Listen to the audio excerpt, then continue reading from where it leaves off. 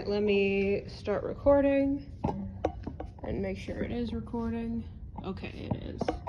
Oh, damn it. Okay, it's recording. Is it facing us? Is it facing us? Let's back it up. Is it facing us? Yes. And we can move the chairs closer.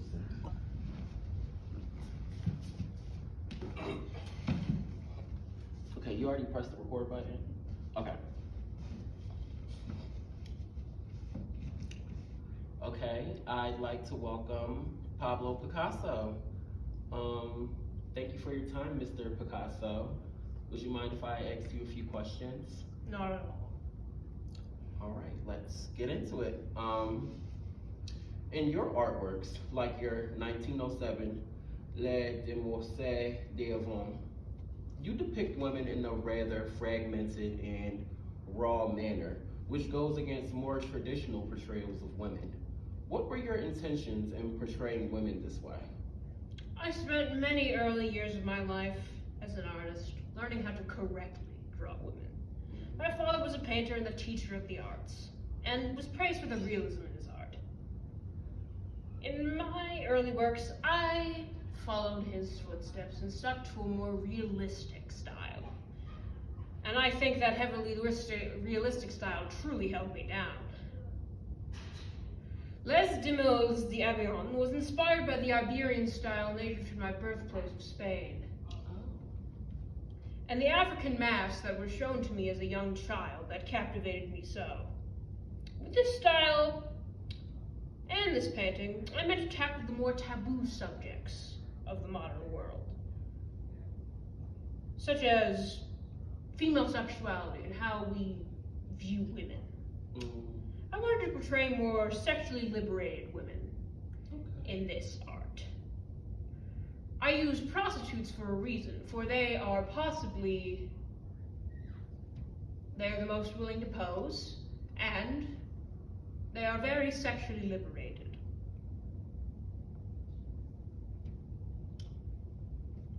Throughout your works, such as in Guernica, many female figures seem to be portrayed in intense and almost anguished poses. Did your personal relationships with women influence how you portray women in various emotional states? I will say that I have had some turmoil in my personal relationships with women throughout my life. Many do not understand how it is to be a man. And I was once quoted as saying a sexist remark when I made my observation that women are either goddesses or doormats. And I stick by that statement. I have had many delightful muses touch my life. One such is the woman who inspired me to paint Guernica. Dora Maar was my partner at the time, my lover, as some would say. She influenced me to paint Guernica, as she was a rather left-wing activist and very anti-war. I personally had never entered the realm of political painting before. I just didn't see it as something I could do. So I suppose I must give her some credit as being my muse for Guernica. But the bonding with Guernica was also a very motivating factor, and the fact that I had little inspiration at the time to finish a commissioned piece I was working on. And I do think that the anguished poses of the female figures in the painting are rather justified, as I am depicting war and violence, and war is suffering. And should they not be suffering if they are experiencing an active bombing? I feel as though it would be dishonest to portray them in any way else. Okay.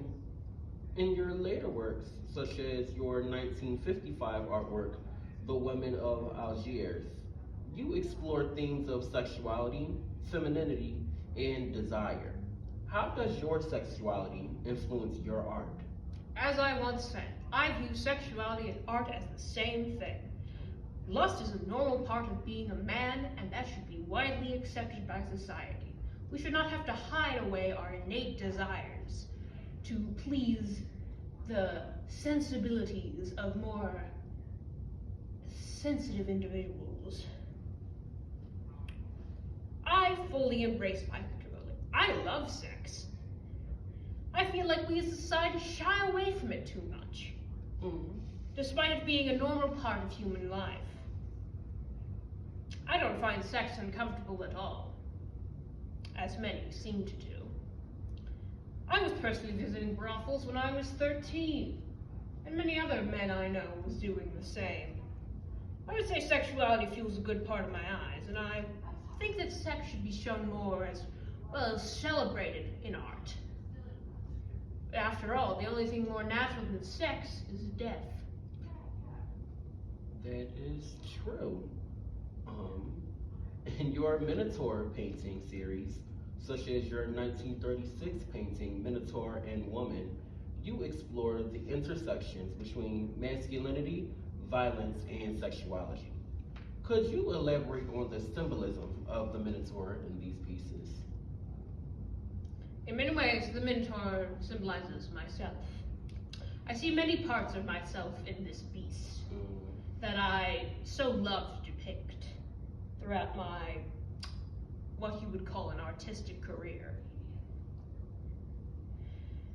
I identify with it in its strong masculinity and its physical strength, which are virile qualities that I like to think I possess. I also identify with the inherent vulnerability of this monster. The half-man, half-bull creature is a subject of pity, and in a way, symbolizes the things I would like to change about myself, as any man has. In some particular pieces, the Minotaur can symbolize my emotions. Like, one of my most detailed artworks featuring the beast was done during a very difficult time in my life. It was when my wife Olga was about to leave me. This was over a misunderstanding, you must understand. And the Minotaur was my way of expressing the frustration and the turbulent emotions that I felt during that time. The Minotaur symbolizes many things, and in a way, it represents me as well as all other men. Your 1925 painting, The Three Dancers, displays a rather dynamic combination of fragmented forms and intensity. Many have interpreted this as representing sexual and violent energy. How do you think the characteristic abstraction and distortion present in your work convey tensions between sexual freedom and societal expectations? The abstraction and distortion in my work definitely do have a bit to do with my view on the very tense relationship between societal expectations and sexual freedom. As I have stated before, I love sex, and sexual freedom is a part of my life, a very important part. And I enjoy women who have more open ideas during sex. Society expects a man and woman to only enjoy sex in the covenant of a marriage, and I don't believe that is right. We men should be able to seek out partners as we please. For, as I said, if one cannot fulfill a man's needs, then he should seek it elsewhere. We should be free to enjoy sex as much as we like. It is one of the great pleasures in life. The abstraction and distortion in the piece also represent emotional turmoil, as this was done around the time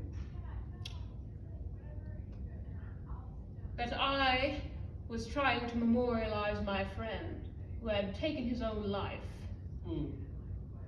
or Carlos.